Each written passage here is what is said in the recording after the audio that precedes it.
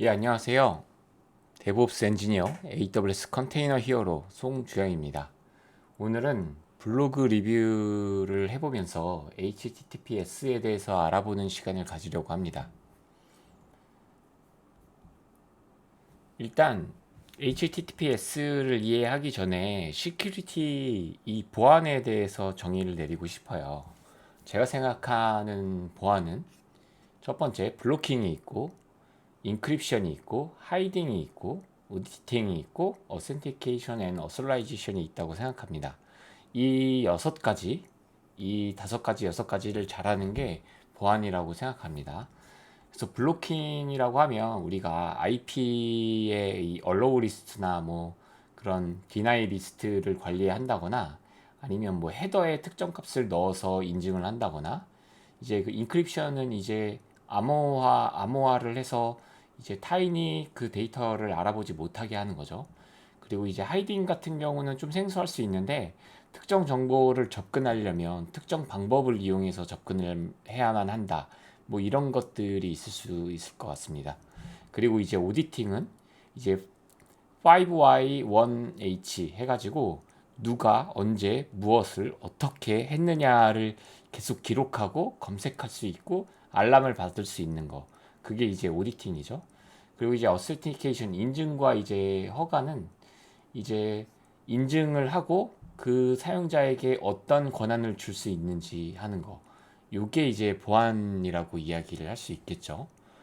오늘은 그 중에서 이제 인크립션과 어센티케이션의 일부라 할 수 있는 HTTPS에 대해서 이제 설명을 해보려고 합니다.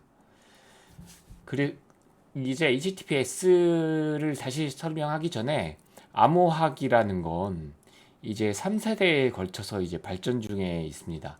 첫 번째는 데이터의 암호화를 이야기합니다. 이제 대칭키 암호화라고 우리가 많이 부르죠.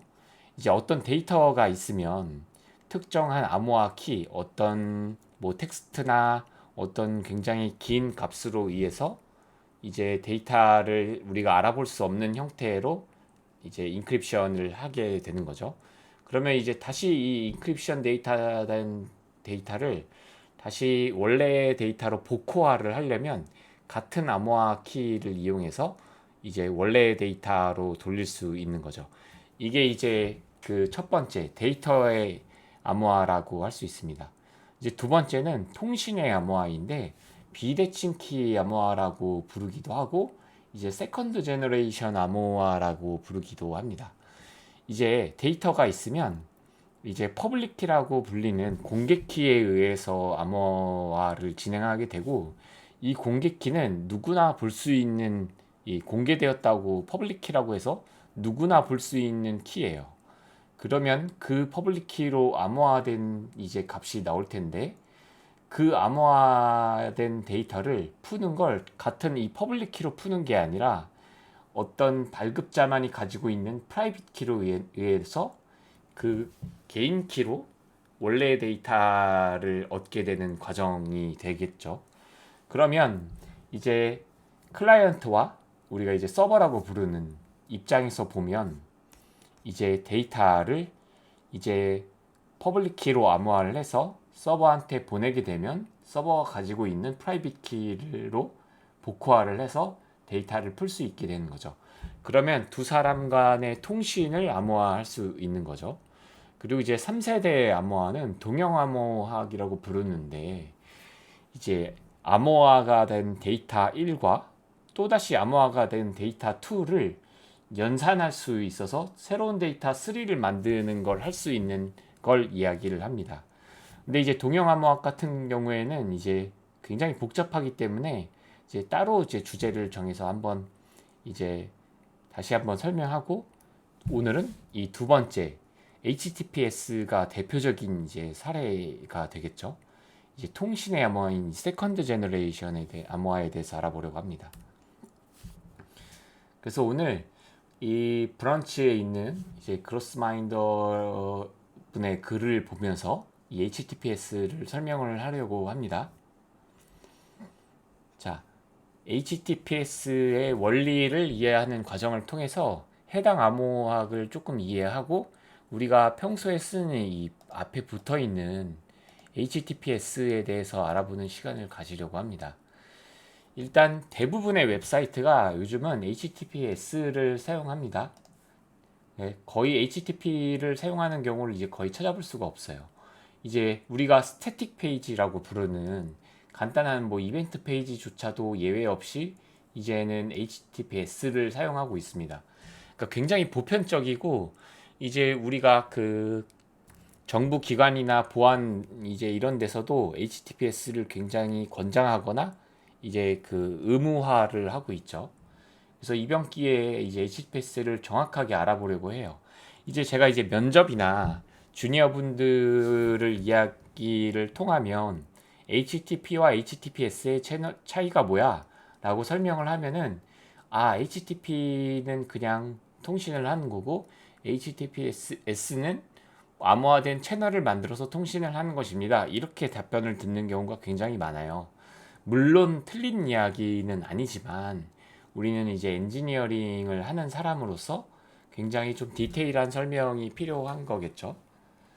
HTTPS는 이제 하이퍼텍스트 트랜스퍼 프로토콜이라고 부르는 걸 얘기합니다.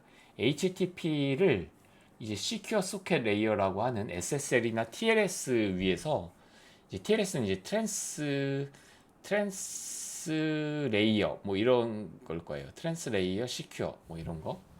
그래서 그런 원리에 의해서 이제 통신을 암호화한 거죠.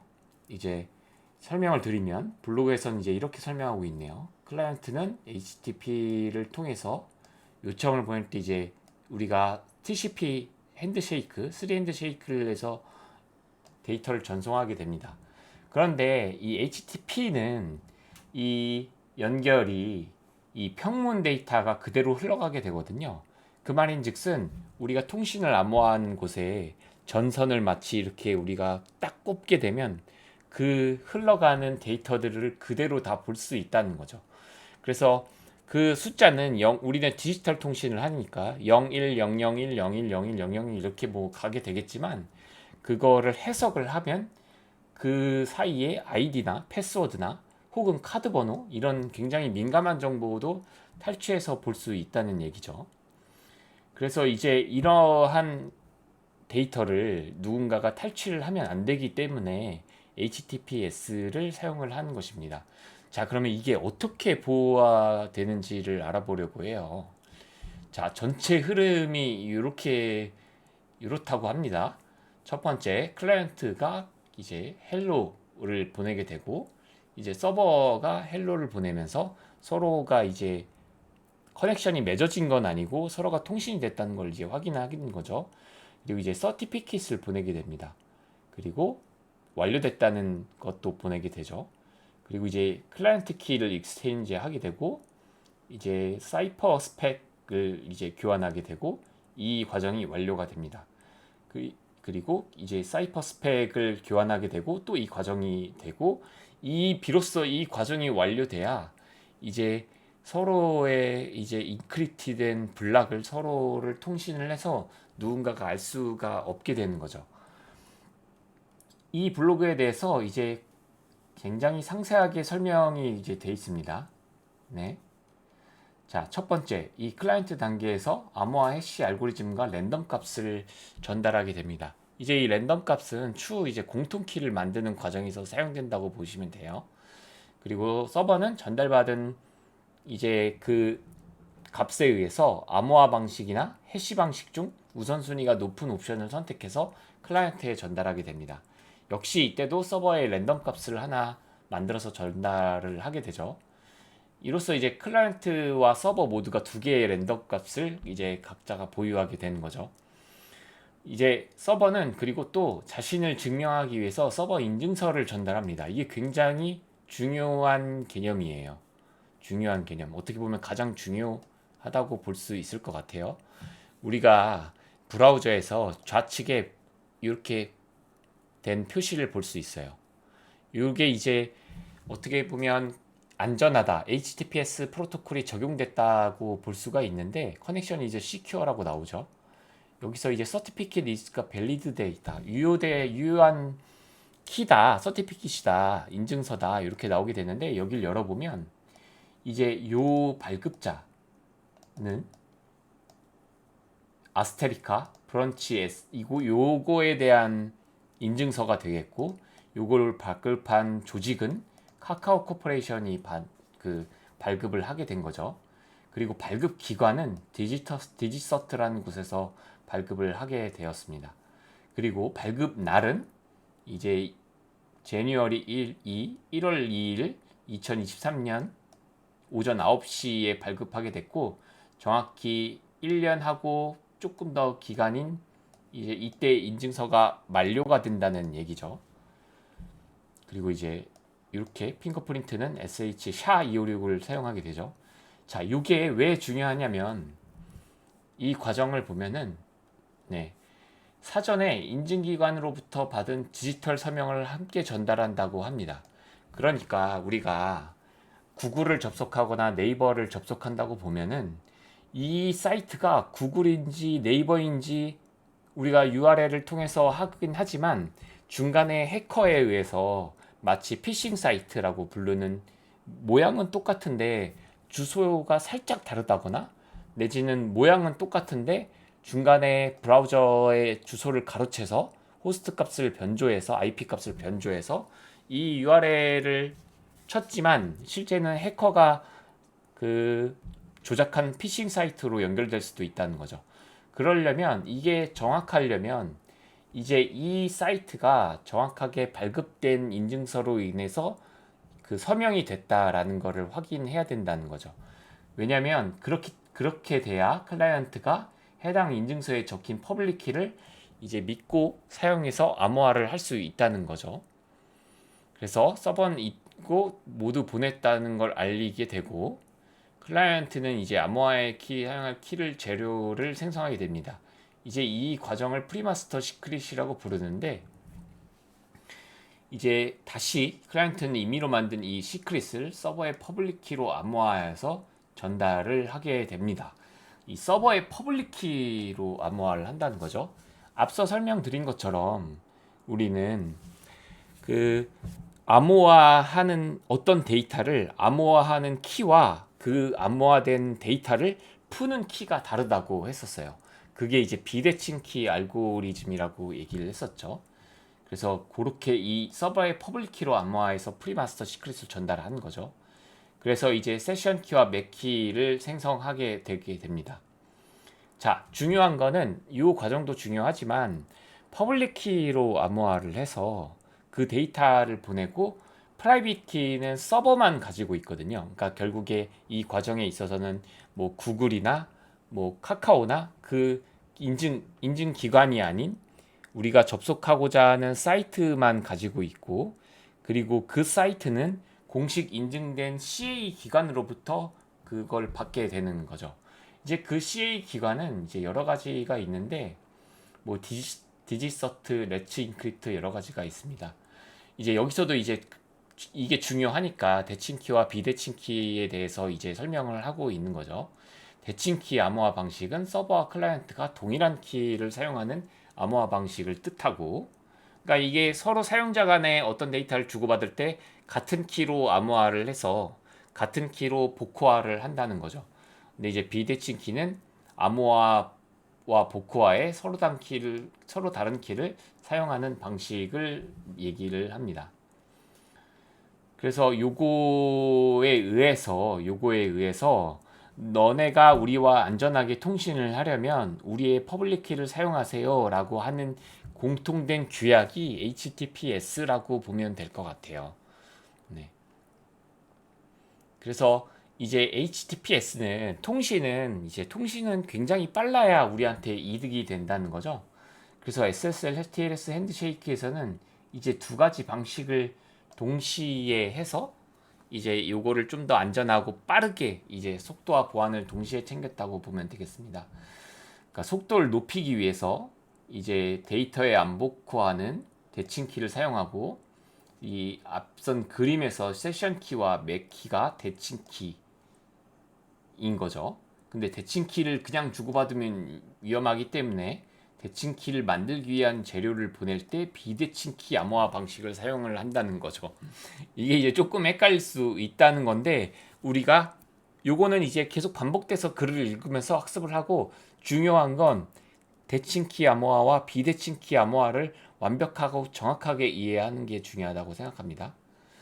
그리고 이제 인증서 얘기가 나왔죠.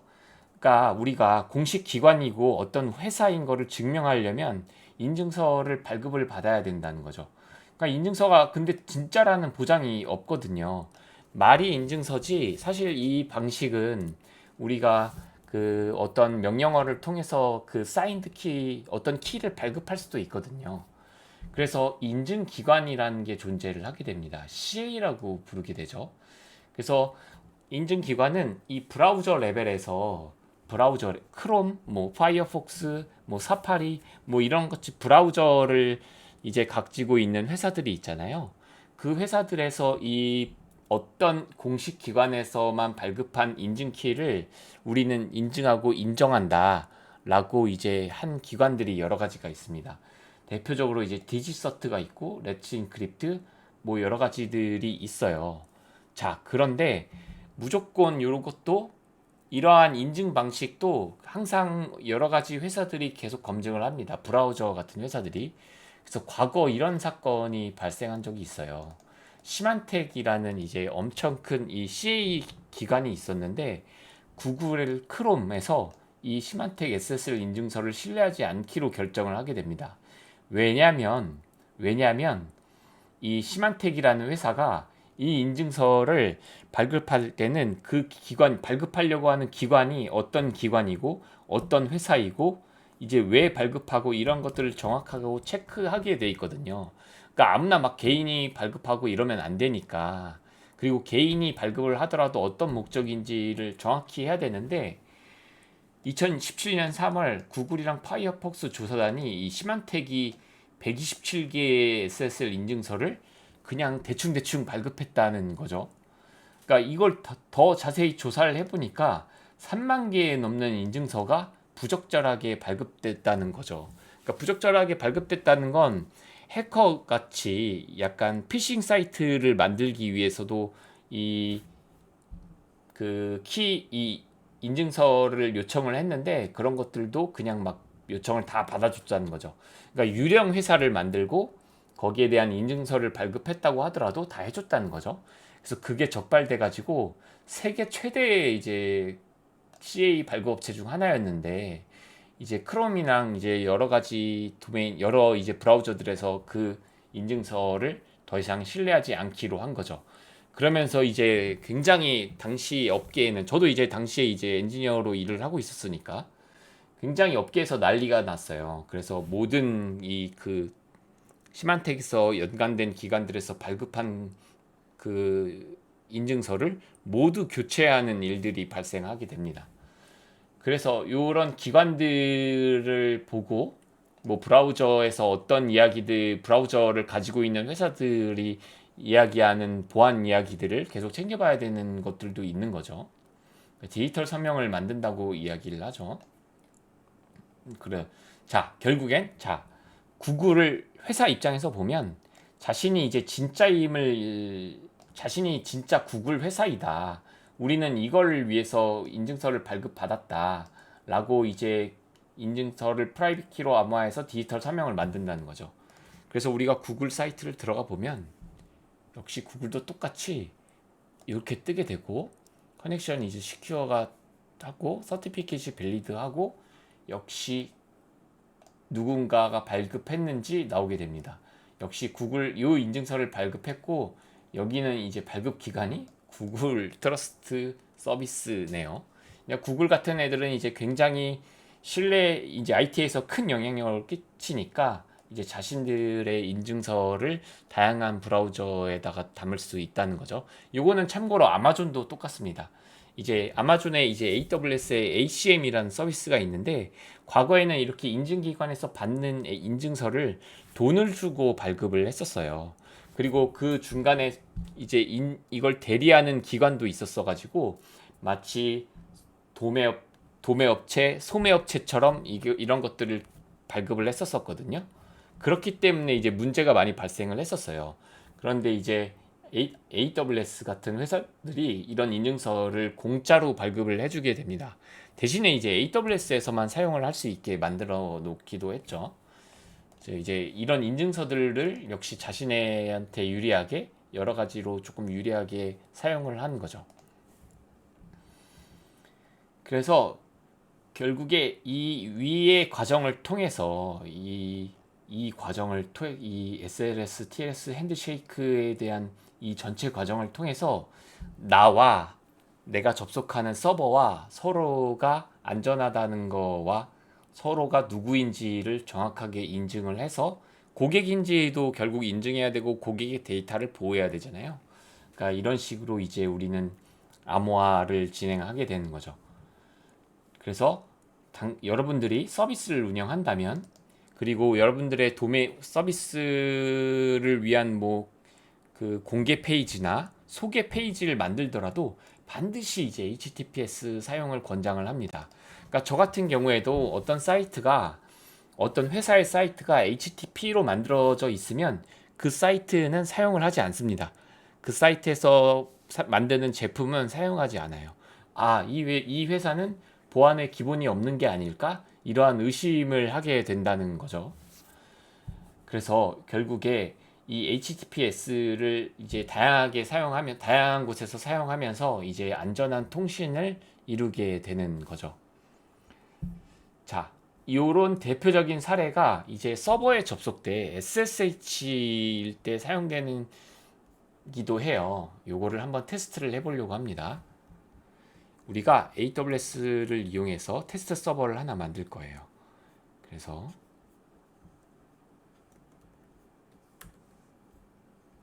작은 서버를 하나 만들고 이제 로그인을 위한 키 페어를 생성하게 돼 있어요. 그래서 create new key를 하고 이렇게 한번 발급을 해 보겠습니다. 네, 그러면 이 키가 발급이 되었죠. 그리고 인스턴스를 런칭을 해 볼게요.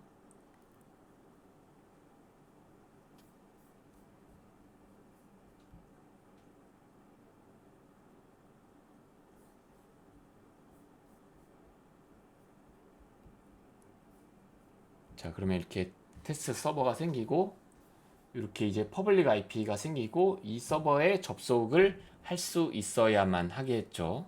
네.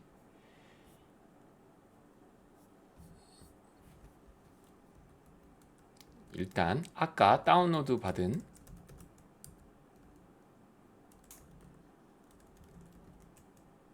요거를 복사해 오겠습니다. 그리고 SSH로 이제 EC2 유저가 기본 유저가 되거든요. 하고 아까 우리가 발급한 IP 포트 이렇게 되면 이제 접속이